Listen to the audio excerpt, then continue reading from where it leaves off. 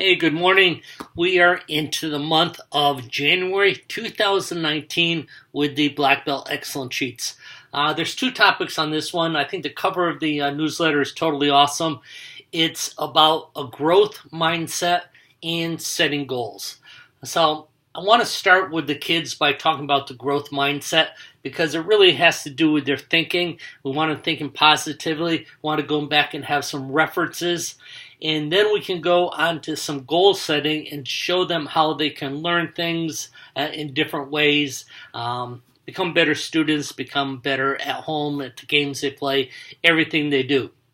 So we're going to start off this year a little bit different. We're actually going to do the math chat as the lead off to class. So the kids are going to line up, and then we're going to go either into a lock it up position or just a relaxed stance where they're just standing there with their hands behind the back. Again, we want some type of focus so they don't fidget and fool around. And we're going to talk about, hey guys, this year we're starting off with goals, which we usually do in January because a lot of people set New Year's resolutions, which is another word of saying they want some type of change in their life. Some people want to lose weight. Some people want to do more exercise. Some people want to learn a second language. But those are New Year's resolutions.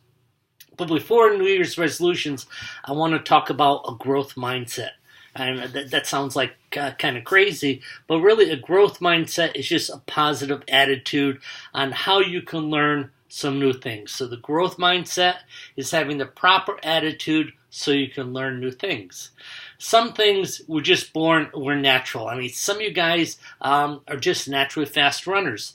I mean, you don't probably train a lot, but you're just like the fastest kid in class. Do we have any of those? Anyone a fast runner? Sure. You know, some of you guys may be just a natural at doing a tornado kick. No, that's only kidding. People aren't born knowing how to do tornado kicks, but you can learn how to do a tornado kick, and it's through repetition. So let's just take a second. I want a couple of hands to come up, and I just want you to tell me what you learned, some type of skill, some type of a subject in school where it just took a lot of repetition. In other words, you learned how to do it, but you actually had to practice it over and over. Okay, now as instructors, you're just going to listen, and then you're just going to give them some feedback. Some kid goes, well, I played basketball, but I had to throw it over and over and over again. Well, that's cool. That shows a lot of patience, but that repetition over and over, I'm sure you're a better basketball player now than you were before. I know a lot of you guys, front snap kicks, when you first came in, you didn't know how to do a front kick. I'm sure when we start kicking today, I'm going to see some awesome kicks is because of the repetition. One child may say, well, I'm really good at spelling. Well, you're good at spelling, and how'd you get so good? So what you're trying to do is bring out repetition. So, okay, we're going to practice this today. Today, I'm going to teach you how to not only practice our martial arts, but how to learn to count in Japanese. So, everyone say after me, ichi. Everyone goes, ichi. Ni. San. Shi. Go. So, that's how to count to 5 in Japanese. So, what you want to do now is get repetition in class. Okay, guys, time to do push-ups. They're in push-up position, and you're going to count in Japanese, and they're going to count back to you. When you all of a sudden, we're going to do some drills. We're going to do some blocks.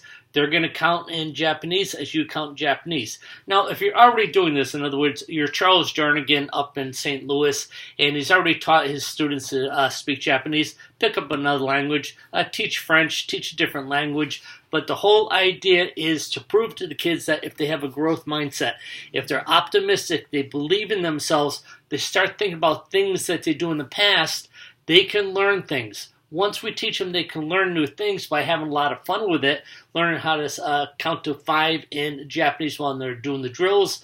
Now, if you high achievers or maybe for advanced classes, you want to learn to count to 10, that's totally up to you. But throughout the class, we're going to do punching, blocking, kicking, self-defense techniques, forms. And as they do it, they're going to count to 5 in Japanese. At the end of the class, take a couple volunteers, have them do it, have them give themselves a big hand. Go, guys, I am so impressed. Not only did you improve your martial arts skill, you started learning a second language at the same time. So that is having a growth mindset. Having the repetition, having to believe it in ourselves, do it over and over again, and man, we can accomplish anything we want to do. So that is your math chat for week 1 of January.